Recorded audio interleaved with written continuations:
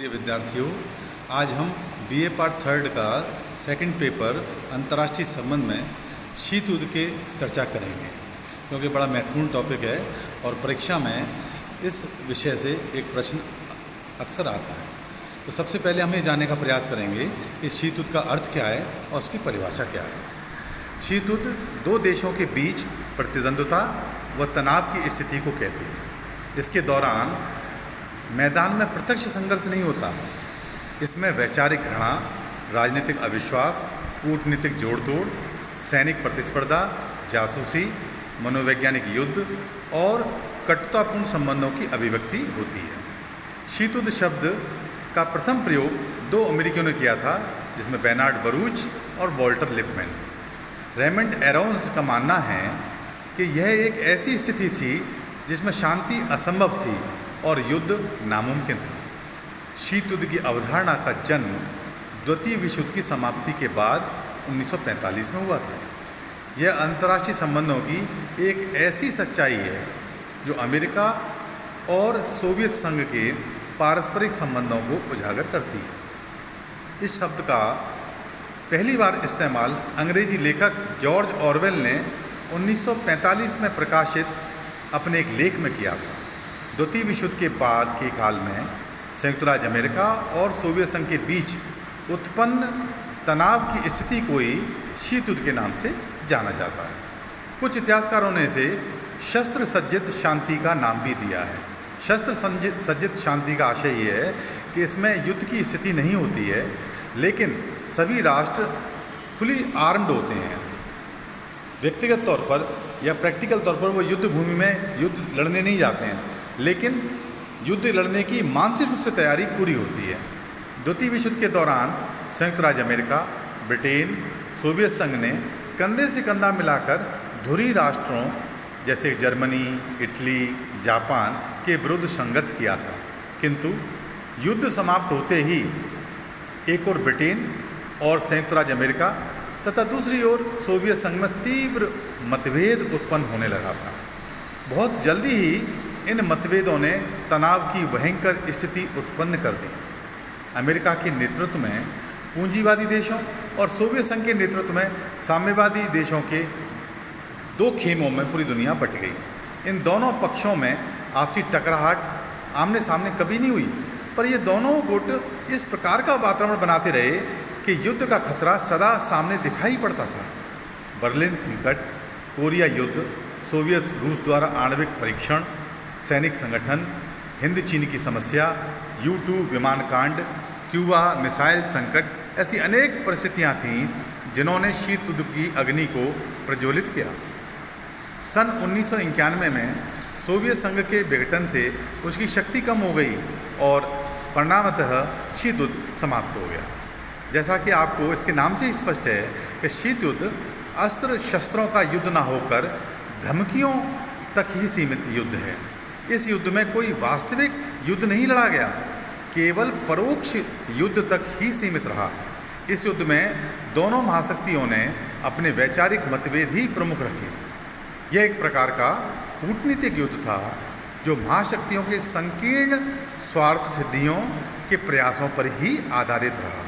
इस प्रकार यह युद्ध एक प्रकार का वाक युद्ध था। कई विचारक कहते हैं कि वाक युद्ध के कारण ये कागज के गोलों, पत्र पत्रिकाओं, रेडियो तथा प्रचार साधनों से लड़ा गया था। इस युद्ध में ना तो कोई गोली चली, ना कोई घायल हुआ। इसमें दोनों ही महाशक्तियों ने अपना सर्वस्व कायम रखने के लिए विश्व के अधिकांश हिस्सों में परोक्ष युद्ध लड़े। युद्ध को शस्त्रायुद्ध में बदलने से रोकने के सभी उपायों का प्रयोग भी किया गया। यह केवल कूटनीतिक उपायों द्वारा लड़ाया जाने वाला युद्ध था, जिसमें दोनों महाशक्तियां का उद्देश्य था एक दूसरे को नीचा दिखाना, एक दूसरे को कमज़ोर करना और उसके लिए सभी उपायों का सहारा लेना। इस युद्ध का उद्देश्य अपने अपने गुटों में मित्र राष्ट्रों को शामिल करके अपनी स्थिति को मजबूत करना, ताकि भविष्य में प्रत्येक अपने अपने विरोधी गुट की चालों को आसानी से काट सके। यह युद्ध द्वितीय विश्व युद्ध के बाद अमेरिका और सोवियत संघ के मध्य पैदा हुआ अविश्वास वह शंका की अंतिम परिणति था। KPS मेनन एक विद्वान रहे हैं, उन्होंने कहा है कि शीत युद्ध दो विरोधी विचारधाराओं, कौन कौन सी, पूंजीवाद और साम्राज्यवाद, अर्थात कैपिटलिज्म एंड कम्युनिज्म, या हम ये कह सकते हैं दो व्यवस्थाओं, जिसको हम कहते हैं बुर्जुआ लोकतंत्र जो पश्चिमी लोकतंत्र था, उदारवादी लोकतंत्र था, और सर्वहारा तानाशाही, बुर्जुइज डेमोक्रेसी एंड प्रोलेटेरियन डिक्टेटरशिप। या हम ये भी कह सकते हैं कि दो गुटों, नाटो और वारसा समझौता, नाटो का नेतृत्व पश्चिमी देश जिसका नेतृत्व अमेरिका कर रहा था, और वारसा जो सैनिक संधि थी, जैसा पूर्व में मैंने बताया, ये पूर्वी साम्यवादी देश जिसका नेतृत्व सोवियत संघ कर रहा था।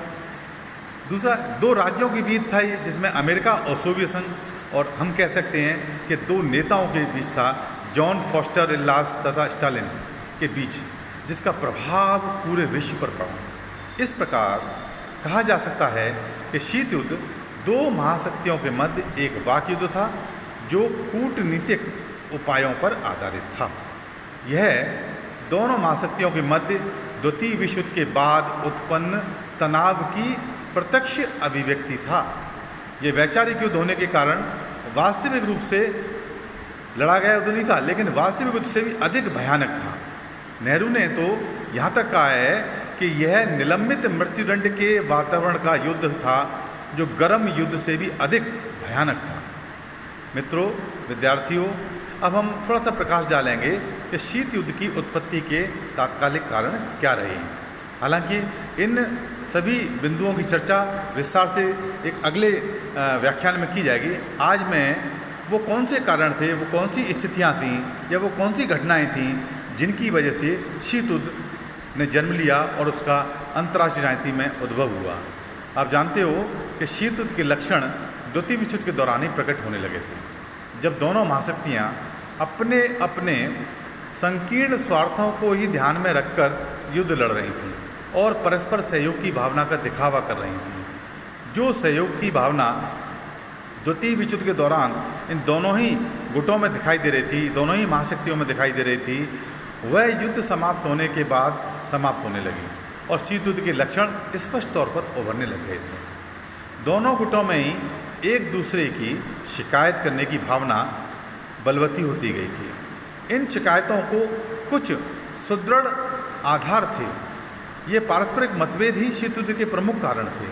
संक्षेप में आज हम शीत युद्ध की उत्पत्ति के प्रमुख कारणों के बिंदुओं को समझने और जानने का प्रयास करेंगे। बिंदुवार यदि हम चर्चा करें तो शीत युद्ध के वो कौन से विषय वस्तुएं थी, वो कौन सी घटनाएं थीं, वो कौन सी परिस्थितियां थीं जिनकी वजह से द्वितीय विश्व युद्ध के बाद हमें देखने को मिली अंतर्राष्ट्रीय राजनीति में, अंतर्राष्ट्रीय संबंधों में। पहला, पूंजीवाद और साम्यवादी विचारधारा का प्रसार। दूसरा हमें देखने को मिलता है वह है सोवियत संघ द्वारा याल्टा समझौते का पालन न किया जाना। तीसरा, सोवियत संघ और अमेरिका के बीच वैचारिक मतभेद, क्योंकि दोनों की विचारधाराएं अलग अलग थीं।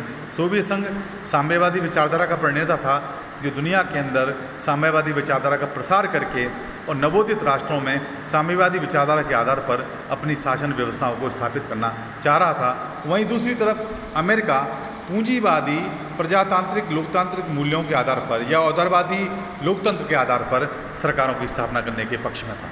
तो इस प्रकार इन दोनों ही देशों के अंदर वैचारिक द्वंद्व चल रहा था, जो शीत युद्ध का कारण बना। अगला, सोवियत संघ का एक शक्तिशाली राष्ट्र के रूप में उभरना। जो द्वितीय विश्व युद्ध के बाद सोवियत संघ ने भी अमेरिका से के बराबर तुलना करते हुए विज्ञान और तकनीकी क्षेत्र में प्रगति की, परमाणु परीक्षण किए, तो ये नई शक्ति के रूप में उभर रहा था। ये भी अमेरिका को अच्छा नहीं लग रहा था और ये भी उन दोनों के मध्य एक विवाद का कारण बना। ईरान में सोवियत संघ का हस्तक्षेप, ये महत्वपूर्ण बिंदु था।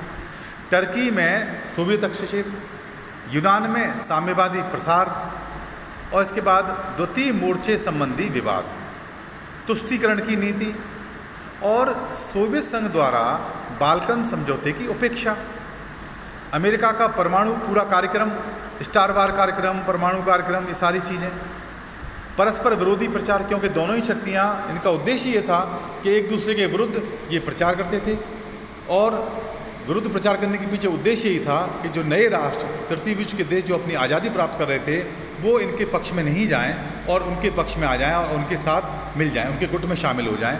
इस प्रकार विरोधी प्रचार करके एक दूसरे को नीचा दिखाने का, एक दूसरे को कमज़ोर करने का, एक दूसरे को दुनिया की बरादरी में बदनाम करने का प्रयास था।